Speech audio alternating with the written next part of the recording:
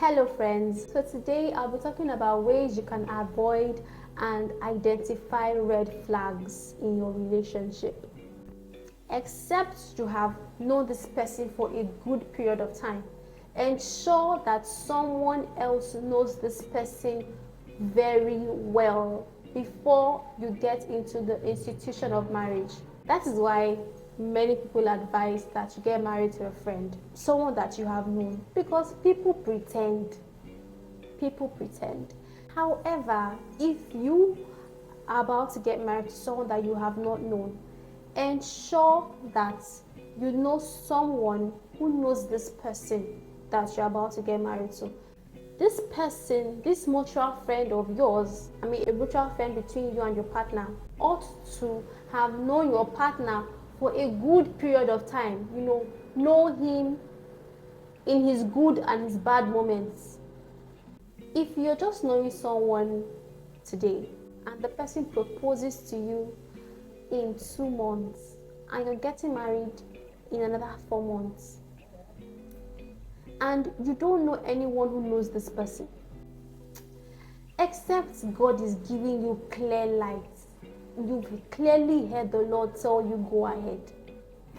If it is not clear, my brother and my sister, just hold on. Hold on. Someone can pretend to be calm, collected, but the other person who knows this partner would always tell you that I've heard he's quite aggressive to his staff, things like that. Those will make you, raise an eyebrow. If this person is not your friend or you have no one who knows this person very well, I advise that you give your courtship a good period of time to know each other better. Not to say that you not get married to this person, but it is to ensure that both of you are on the same page regarding certain things. So that's my number one. My second way to identifying and avoiding red flag is prayer.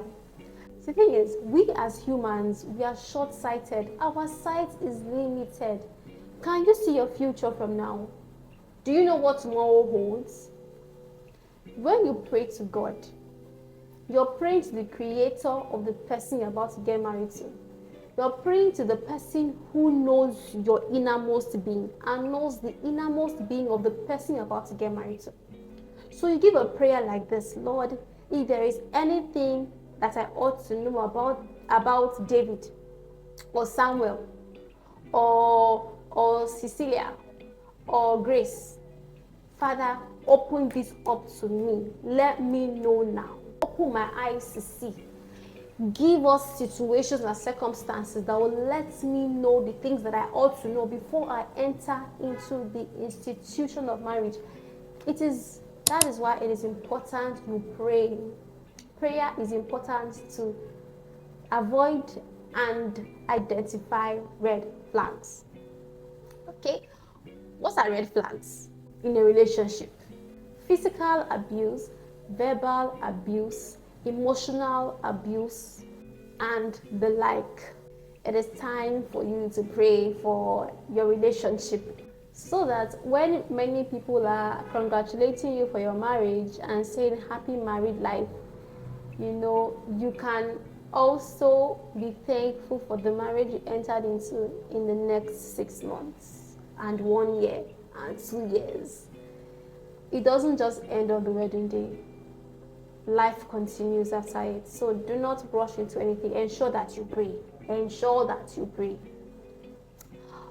All right. The third way to avoiding and identifying a red flag is marriage counseling. Before I got married, I did not only depend on the marriage counseling in my church. I particularly followed a couple on YouTube here. These people that I followed and I still follow are people who I admire, right?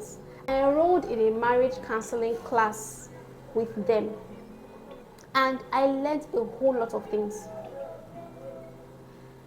Marriage counseling would help you to identify and avoid red flags. When you have good marriage counseling, the counselor will open your eyes to a lot of things that you never thought of before.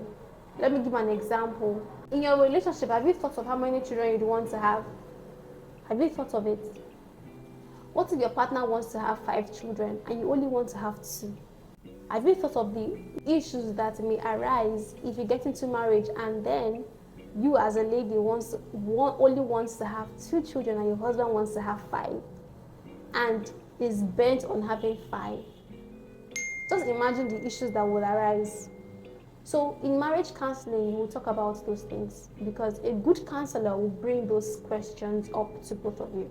What if children do not come in the first 2 years of marriage? What happens? You know, marriage counseling opens your eyes to a lot of things. There will be discussions about house chores. Now that takes me to my next point, which is discussion. One of the ways to avoid and identify red flags is discussing with your partner. It is very unfortunate that there are people or couples who just go all lovey-dovey, go out, go for date nights, but do not discuss about certain things. It's very mind-boggling for me because what are you now going to marriage to do? You think marriage is a Game of Thrones? I promise to fight for the living. You have to discuss extensively. You have to talk. That is why till next year, years after, 100 years after, I will always be against premarital sex. Because once you start indulging in premarital sex, you will not have the time to discuss. You know, you would continue to indulge in it, and that would occupy, that beclouds your mind. That makes your mind foggy, and you're not able to see the things you need to see. You're not able to ask the questions you need to ask because you're already receiving the benefits of sex, which ought to be received in marriage and not before marriage. So I think I should create a different video for topics to talk about in relationships. While discussing, you can give scenarios. Let me give an example. You can ask your partner, babe, imagine you come back from work and dinner is not ready yet and I've been at home all day. What would you do? Just ask a simple question like that and look out for his response. Would he say, that's impossible now? How would you be home all day and dinner is not ready? Doesn't mean you should not get married to him. It means you should discuss about it. Another response could be, okay, I can decide to help you do dinner. Another response could be, we'll go out and eat now. You know, of course, one can lie with their responses, but that is why it is important you pray. Prayer will open things that were never opened before. Can you see that my shirt has God no go shame us imprinted on it? Everyone who commits themselves and whatever they do to God will not be ashamed. And also, if you want a shirt like this or you want this particular shirt, I'll put my Instagram business handle somewhere here and also in the description box, so you could just send me a message and I will get them over to you wherever you are in the world. So those are my 4 ways. Of course, there are more ways. If you loved this video, please give it a thumbs up. If you learned something, comment in the comment section. And if you enjoyed the video and you feel like this will bless someone else, please share it with a friend or friends of yours, and I will see you in my next video.